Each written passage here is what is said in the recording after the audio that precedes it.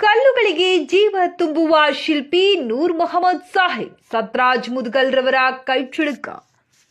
ರಾಯಚೂರು ಜಿಲ್ಲೆಯ ಲಿಂಗಸೂರು ತಾಲೂಕಿನ ಮುದಗಲ್ ಪಟ್ಟಣದ ಹಳೇಪೇಟೆ ನಿವಾಸಿಯಾದ ಶಿಲ್ಪಿ ನೂರ್ ಮೊಹಮ್ಮದ್ ಸತ್ರಾಜ್ ಕುಟುಂಬಕ್ಕೆ ಶಿಲ್ಪಕಲೆ ಜೀವಾಳವಾಗಿದೆ.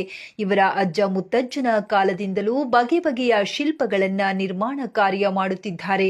ನಿರ್ಮಿಸಿದ ರಥದ ಚಕ್ರ, ಗರುಡಗಂಬ, ದೀಪಸ್ತಂಭ, ದೇವಾಲಯ, ಗದ್ದಿಗೆ ಕಲ್ಲು, ಈಶ್ವರಲಿಂಗ, ನಂದಿ ಮೂರ್ತಿ, ಹನುಮಂತ, ವೀರಭದ್ರ, ಬುದ್ಧ, ನಾಗಶಿಲ್ಪ ಸೇರಿದಂತೆ ಅಲಂಕಾರ ಶಿಲ್ಪಗಳು, ಸಾರ್ವಜನಿಕರ ಬದುಕಿನ ನೃತ್ಯ, ಸಂಗೀತ, ಅಲಂಕಾರ ಶಿಲ್ಪಗಳು, ಸಾರ್ವಜನಿಕರ ಬದುಕಿನ ನೃತ್ಯ, ಸಂಗೀತ ಮೊದಲಾದ ವಿನೋದಗಳು, ಭೇಟಿಯ ಸನ್ನಿವೇಶ ಮೊದಲಾದವುಗಳನ್ನು ವಸ್ತುವನ್ನಾಗಿಸಿಕೊಂಡು ಶಿಲ್ಪಗಳನ್ನು ಮಾಡಿದ್ದಾರೆ.